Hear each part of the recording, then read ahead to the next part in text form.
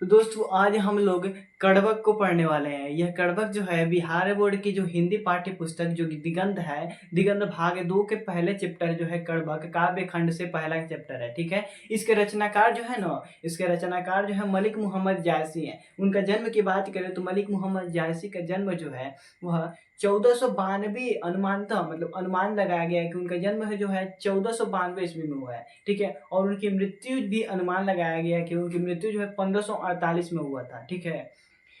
तो जो मलिक मोहम्मद जायसी हैं उन्होंने कड़वक की रचना किया है। तो कड़वक जो है उसमें कड़वक जो है 12वीं का किताब है उसमें 2 कड़वक दिया गया है। तो जो पहला कड़वक है ना वह पद्मावत के प्रथम छंद से लिया गया है, ठीक है। पहला कड़वक पद्मावत के प्रथम छंद से लिया गया है जिसको स्तुति खंड बोला जाता है, ठीक है। तो उसमें जो पहला खंड है उसको हम लोग पढ़ने वाले हैं अभी, ठीक है। तो देखिए जो पहला जो खंड है, पहला जो छंद है उसमें कवि कहते हैं कि एक आंख के होते हुए भी वे गुणवान है। जो कवि हैं वो एक आंख के ही है, ठीक है। जब आप कवि परिचय पढ़ेंगे तो उसमें बताया जाएगा कि जो कवि हैं वे एक आंख के हैं और वे एक कान के हैं, ठीक है। मतलब उनके जो बायां आंख और कान है वह नहीं है, ठीक है। और फिर वे चेचक से पूरा रूपवान है, मतलब रूपहीन है, ठीक है। वही हम लोग पढ़ना है कि जो कवि है वे एक आंख के होते हुए भी गुणवान है। जो कवि है मलिक मोहम्मद जायसी वह एक आंख के होते हुए भी गुणवान है।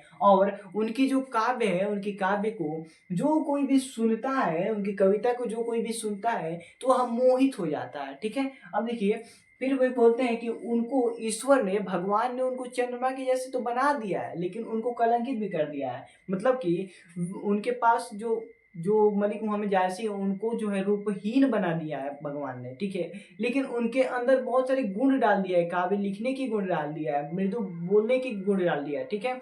तो वही है कि ईश्वर ने उनको चंद्रमा के भांति बना दिया है। चंद्रमा जो हमेशा शीतल होता है लेकिन उसमें दाग होता है, वैसे ही ईश्वर ने उनको चंद्रमा के जैसे बना दिया है लेकिन उनको कलंकित भी कर दिया है, ठीक है। लेकिन कलंकित होने के बाद भी अपने काव्य के प्रकाश से जग में प्रकाश फैला रहे हैं, ठीक है। वे जो मलिक मोहम्मद जायसी हैं वह वह अपने काव्य के प्रकाश से जग को उजियारा कर रहा है, ठीक है। अब फिर जो है मलिक मोहम्मद जायसी कहते हैं कि वे नक्षत्रों में नक्षत्रों में एक शुक्र तारा होता है, उसके समान, उसके जैसे अपने एक आंख से ही पूरे जग को देखा है, पूरे संसार को देखा है, ठीक है। अब फिर जो है वे बोलते हैं कि ईश्वर ने समुद्र को खारा बना दिया है। ईश्वर जो है वह समुद्र को खारा बना दिया है। लेकिन जब ईश्वर ने समुद्र को खारा बना दिया है तो इसी के चलते जो समुद्र है वह असुज है, मतलब बहुत विशाल है, अपार है, ठीक है। वही है कि ईश्वर ने समुद्र को खारा बना दिया है लेकिन फिर भी वह असुज और अपार है, ठीक है। सुमेरु जो सुमेरु पर्वत है वो फिर से बोलते हैं, जो कवि मलिक मोहम्मद जायसी वे फिर से बोलते हैं कि जब तक सुमेरु पर्वत को त्रिशूल से विनाश नहीं किया गया है तब तक वह सोने का नहीं हुआ है, ठीक है। और फिर बोलते हैं कि जब पात्र में जब तक कांच को पिघलाया नहीं जाता है, जब तक पात्र में कांच को पिघलाया नहीं जाता है तब तक उसमें चमक नहीं आती है, ठीक है। और फिर बोलते हैं कि जो कवि है वे एक आंख जो है उनका एक ही आंख है लेकिन वह दर्पण के समान स्वच्छ और निर्मल है, ठीक है। जो कवि हैं वे एक आंख के तो है लेकिन वे दर्पण के समान स्वच्छ और निर्मल है। और उनके इसी गुण के कारण जो बड़े बड़े महान, मतलब जब बड़े बड़े व्यक्ति भी हैं, जो बड़े बड़े रूपवान व्यक्ति हैं उनके पांव पकड़ते हैं और उनका मुख देखते हैं और उनसे कुछ जानने की इच्छा करते हैं, ठीक है। तो यह पहला कड़वक है। अब आइए हम लोग दूसरे कड़वक को भी पढ़ते हैं और समझते हैं। मैंने केवल इस जो कड़वक है इस कड़वक को शॉर्ट फॉर्म में आपको बताया है, ठीक है।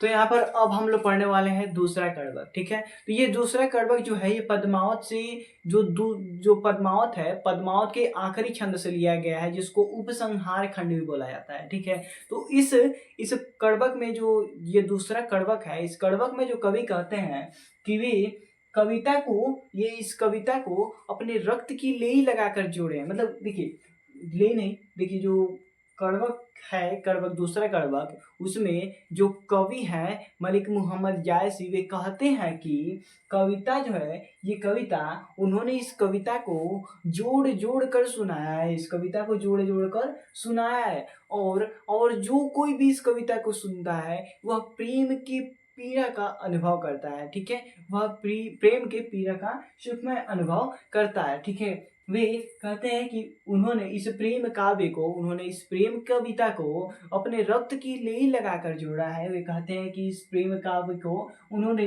रक्त की लेई लगाकर जोड़ा है, और रक्त की लेई लगाकर जोड़ा है, और वे अपने आंसुओं के जल से उसे भिगोया है, ठीक है। वे इतने भावुक होकर बोलते हैं, वे बोलते हैं कि उन्होंने इस प्रेम काव्य को अपने रक्त की लेई लगाकर जोड़ा है और अपने आंसुओं के जल से इसे भिगोया है, ठीक है। अब देखिए, अब आगे बोलते हैं कि वे कहाँ है वह राजा रतन सेन। वे बोलते हैं कि कहाँ है वह राजा रतन सेन। मैंने आपको पहले ही बताया कि यह जो कविता है, यह काव्य है, यह पद्मावत कहानी से लिखा गया है। यह पद्मावत इनकी ही एक रचना है, उसी से इसे लिखा गया है। तो उस पद्मावत में कुछ कैरेक्टर्स हैं जिसका नाम जो है कुछ इस प्रकार से, जो रतन सेन राजा है, फिर सुआ है, अलाउद्दीन सुल्तान है, ठीक है, और राघव चेतन है, और उसी रचना में सबसे सुंदर एक औरत है जिसका नाम है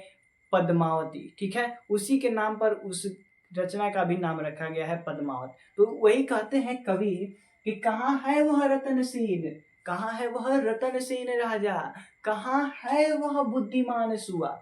बुद्धिमान सुआ, सुआ बहुत बुद्धिमान था। तो कहाँ है वह रतन सेन राजा, कहाँ है वह बुद्धिमान सुआ, ठीक है। और फिर कहाँ है वह अलाउद्दीन सुल्तान, कहाँ है वह अलाउद्दीन सुल्तान, और कहाँ है वह राघव चेतन, ठीक है। कहाँ है वह रूपवती पद्मावती रानी, कहाँ है, कहाँ है वह रूपवती पद्मावती रानी।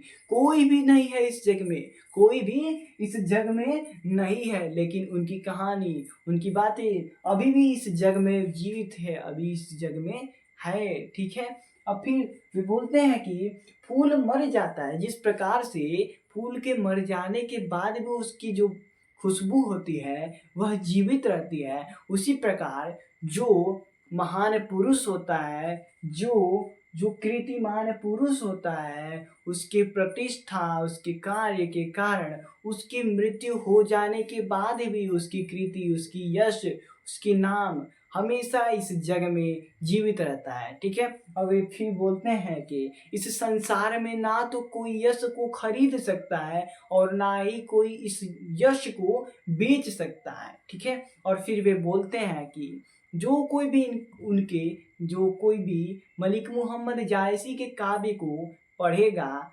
उनको जरूर याद करेगा, उनको दो शब्दों में जरूर याद करेगा। इस प्रकार से हम लोग दोनों कड़वकों को अच्छे से समझ लिए हैं, ठीक है। इससे जो क्वेश्चन बनेंगे उससे आप प्रैक्टिस कर लीजिएगा, और जो ऑब्जेक्टिव क्वेश्चन होगा उसको भी देख लीजिएगा, ठीक है। मिलते हैं अगले वीडियो में, तब तक के लिए धन्यवाद।